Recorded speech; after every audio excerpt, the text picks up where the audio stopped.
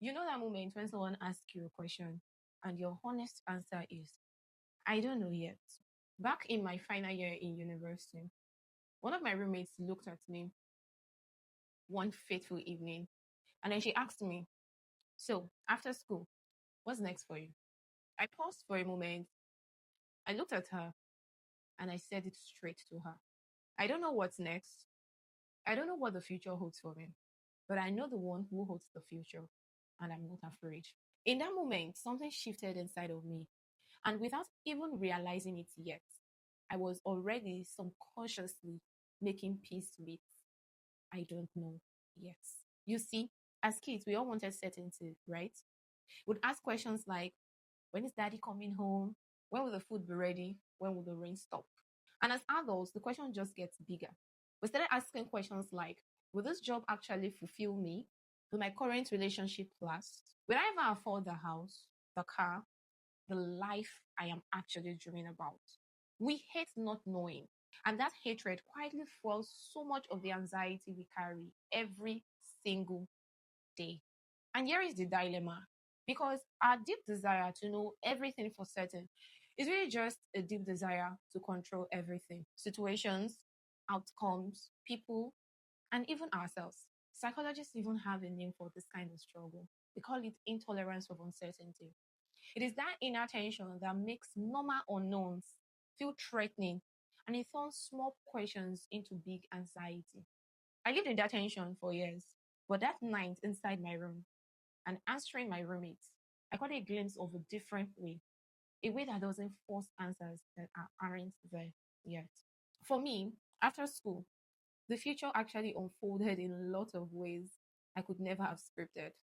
I delved into hair making, teaching, trading, including forex and crypto trading, remote jobs, content creation, building a tech platform now, hosting events, and a couple of other things that I'm actually forgetting right now.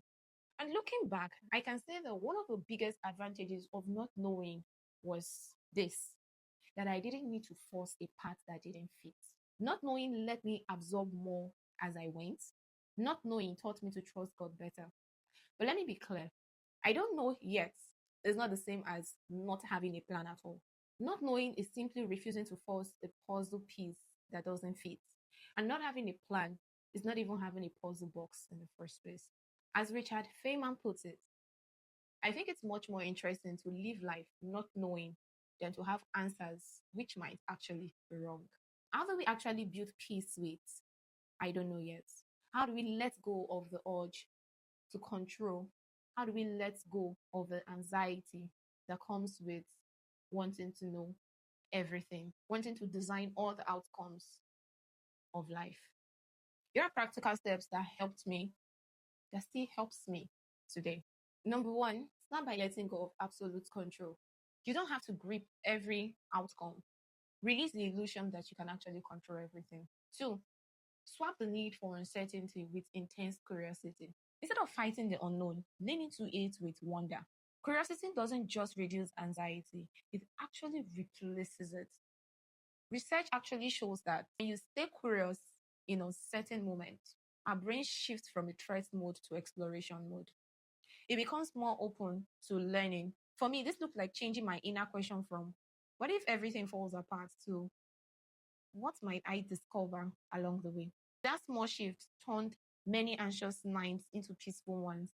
It helped me to show up with open hands instead of clenched fists. Number three, build a flexible plan. Decide on the direction of your career, your relationship, your goals, or whatever area you are actually facing uncertainty right now. Then sketch the best case scenarios and the worst case scenarios. And the most important thing is not getting married to any of those outcomes. Number four, take your plans a step further by breaking it into tiny daily goals. Focus on what you can control today, not in 5 years from now. Or number five, end every single day with three simple questions. What was I able to control today? What turned out better than I expected? And what turned out worse than I had anticipated? These questions are going to train your mind to notice reality instead of spiraling into what ifs, because these steps can help you turn anxiety into quiet observation. Truth be told, making peace with I don't know yet isn't about giving up. It's about showing up fully to the life that's unfolding right now. It's about trusting that the pieces will fit when they are meant to. If this resonates with you, drop your own I don't know moments in the comments below. I read every single one of them, and I promise you, you are not alone in this. There are still times when I feel I don't know yet, but those 5 steps helps me to define the moment and build healthy expectations around my plans and my goals. If you find this content interesting, you may want to check out my most recent video where I shared how I knew it was time for me to pivot my career. I opened up about my personal story and also the framework I was able to devise through my experience. Thanks for watching this video, and I'll see you in the next one.